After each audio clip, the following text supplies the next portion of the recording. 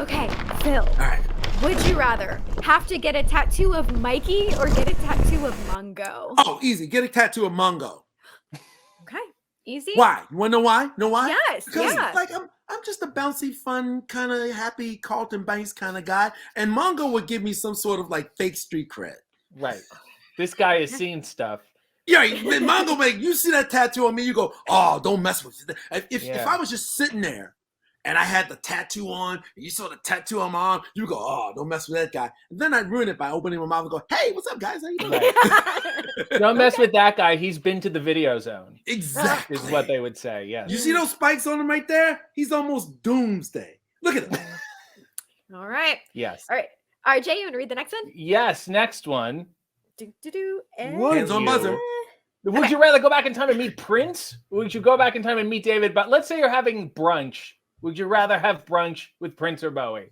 Prince. As a matter of fact, around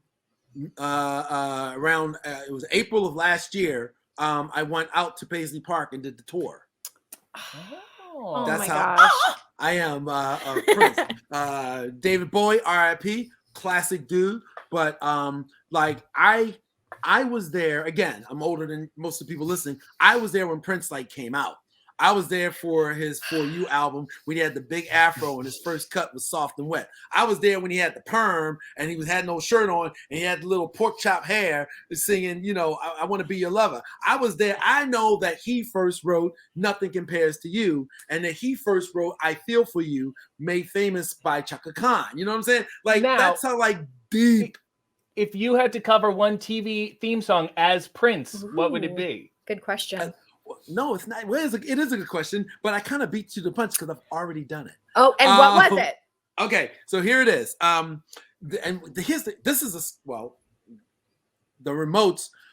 We sat down the other day, like literally last week, and I pitched some ideas for new mashup songs. Because the only one we had the James Brown one, we had one for the Fresh Prince of Bel-Air where you're playing one music but you're singing the lyrics. And so the new one that I just wrote was the Beverly Hillbillies, done by Let's Go Crazy. And it works. So so if you don't know the theme song to Beverly Hillbillies, folks, sorry, look it up. But the theme song is Listen to a Story About a Man Named Jed, Poor Mountaineer. Okay, so here we go. Ready? Listen to a story about a man named Jed, poor mountaineer, barely kept his family fed, and then one day, see, it works. It fits a perfect mashup. So we haven't performed it yet, but I just wrote it last week, and at our next show, we will be performing the Beverly Hillbillies to the tune of "Let's Go Crazy." Wow. That almost like fits too well, like as if that should have been it was made for it. It was made for it. Whoa. Yeah. Okay. Yeah. All right. Here's the next. Would you rather? Okay. Yes. Would you rather have to sit in the pie pod once a day or be slimed once a day? I kind of think that this one is sort of unfair because my decade of Nickelodeon, it felt like I got slimed every day, even though Nick Arcade's not a messy show. So I will go with have to be slimed once a day because, be quite honest, I still got slime and cracks and crevices to this day. Okay. I feel like I've actually already kind of lived the being slimed once a day. I really do. Fair enough. Fair enough. All right.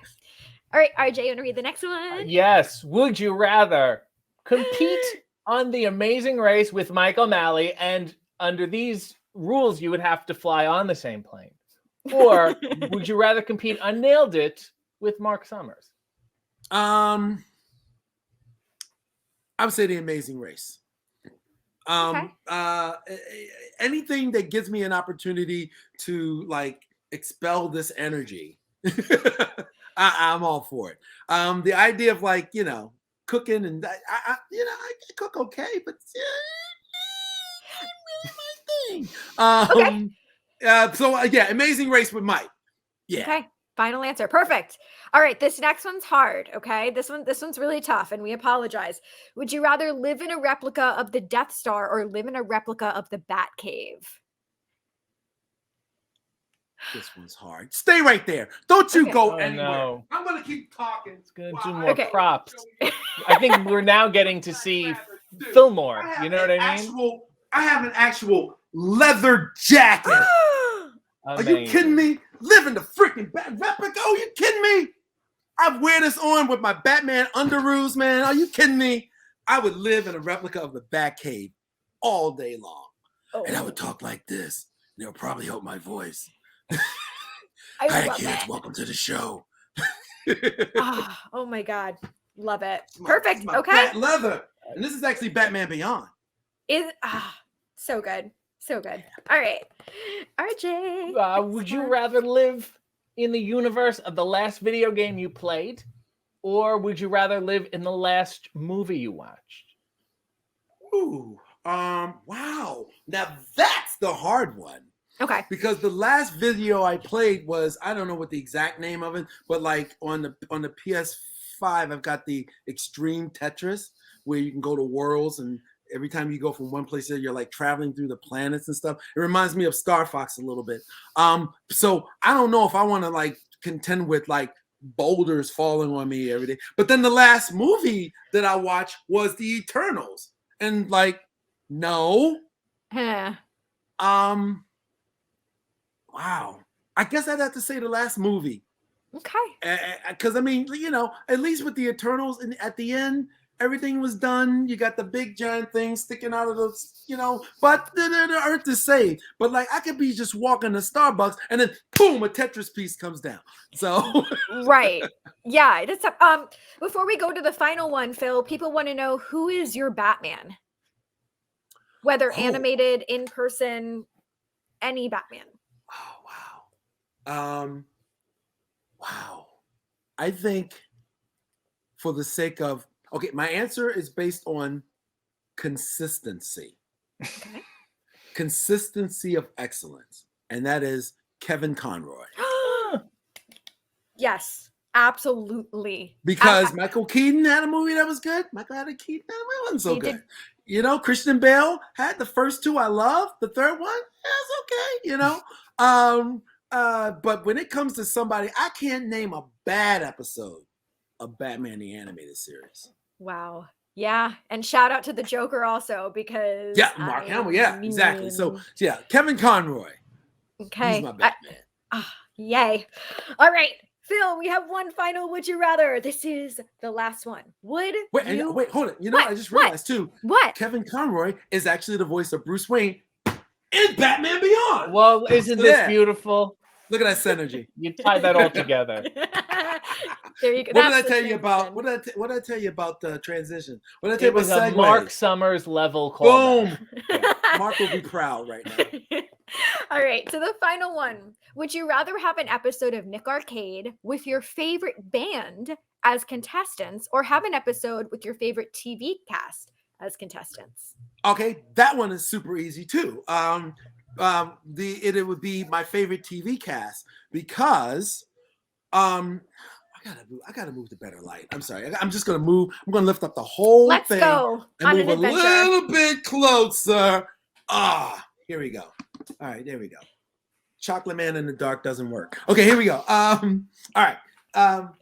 So the answer is Nick Arcade with my favorite TV cast of contestants, because had Nick Arcade gone a third season, I had already pitched and got approved by the network what I called the game show version of Nick Arcade, in which, I still to this day would love to do this. I, of course, would be the host of the show, and my contestants would be on one team would be Summer Sanders and Kirk Fogg, and on the other team, Mike O'Malley and Mark Summers. Oh, And that's the 5 game show hosts all on one show. And I've always wanted to do that. If I could go back in time and do that, I would make that episode happen. I would take out an episode from season 2 and make that one happen so that we got that in the record books as having happened. but why can't we do it now? You know, everybody's got, grown up and busy. And everybody's doing stuff. Mike is big mucky muck. Mark Summers is up in somewhere he lives now. Summer lives out somewhere with mountain stuff. I'm here in LA, like coughing smog. We're all over the place. all we need is one afternoon, you know. No, now we've got to deal with travel. We've got to deal with airfare. We got to deal with per diem. And you can't have everybody on the same plane either. COVID protocols. Yeah. It's just a whole thing. Okay. Well, I still would like to see it, so I'm still putting it out in the universe that if it could happen, I'm telling you, that was like the episode that never happened. That is the one, and I pitched it, and I was like, dude, we got to do this, but we didn't get picked up for a third season because it was going to be a third season episode.